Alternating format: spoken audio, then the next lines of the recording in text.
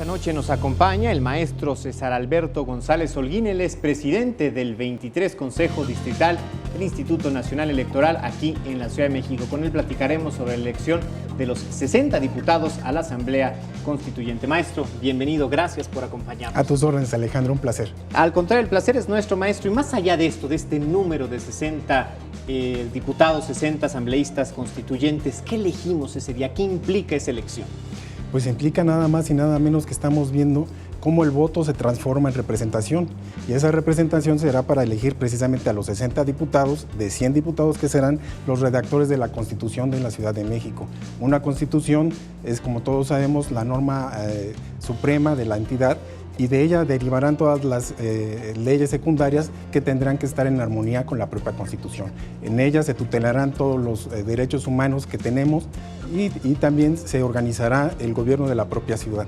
Es decir, en las manos de nosotros está la elección de más de la mitad, del 60% de quienes nos representarán como ciudadanos para la redacción de este texto. Así es muy importante la participación ciudadana. Como te digo, un sistema electoral lo que traduce los votos, los traduce en representación. La participación en la democracia es clave para que ésta pueda tener contenido, de otra manera es una palabra vacía. Ahora, es una elección sui generis, una elección por lo menos inédita para nosotros los capitalinos. ¿Cómo será, consejero? Mira, el antecedente más directo que tiene México en sí es de 1974, es decir, hace 38 años tanto Quintana Roo como Baja California votaron para hacer un constituyente, para hacer su constitución cuando pasaron de territorios a entidades. Esta generación tiene la oportunidad precisamente de esta elección. El 5 de junio se instalarán cerca de 12,000 casillas en la Ciudad de México para atender a todos los ciudadanos y las ciudadanas para que acudan a emitir su voto, ya sea por un candidato independiente o por un partido político que entregó unas listas que será por representación proporcional en el caso de los partidos políticos. Esto es muy importante, muy interesante, porque cuando recibamos en la mesa de votación la boleta no va a decir el nombre de algún candidato, sino que tendremos los emblemas, los signos de los partidos, o también habrá un espacio si decidimos elegir a los hasta ahora 11 candidatos independientes, no a uno de ellos. Así es, se podrá votar por alguno de los 11 candidatos independientes que están registrados hasta este momento en el lado izquierdo de la boleta electoral, y en el lado derecho estarán los logotipos de los 9 partidos políticos nacionales. En el reverso de la boleta electoral estarán las fórmulas de los candidatos de cada uno de estos partidos políticos para que nos enteremos quiénes son. ¿Se vale pensar en los diputados federales de representación proporcional, en los asambleístas de representación proporcional, para más o menos imaginar que así será la distribución, que es el mismo mecanismo de elección? Efectivamente, es el mismo mecanismo. Lo que trata la representación proporcional es que cada partido político tenga la representación de la fuerza electoral que representa. Si un partido político tiene el 10% de la fuerza electoral, tendrá más o menos 6 diputados. ¿Sí?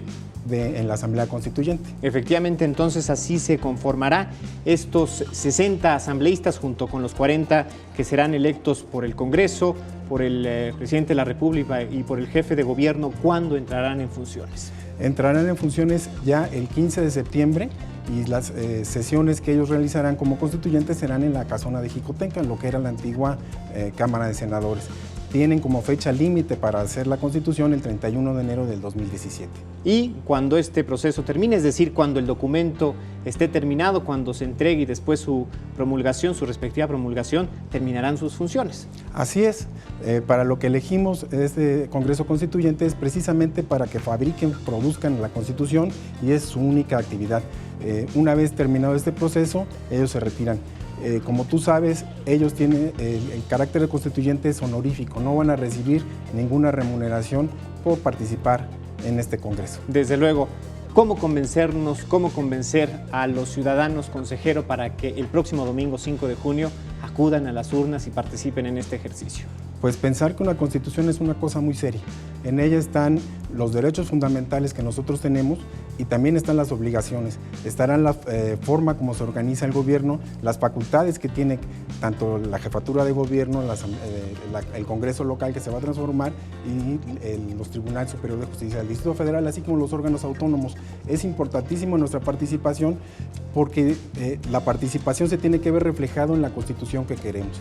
La Ciudad de México se ha caracterizado por ser una ciudad con derechos de vanguardia, incluyentes, y pues eso es lo que se espera del Congreso Constituyente, un producto de vanguardia, en verdad, con toda la inclusión que pueda tener. Bien, consejero maestro, gracias por traernos esta reflexión y ser tan claro en sus ideas. No, muchas gracias, al contrario. Al contrario, muy buenas noches.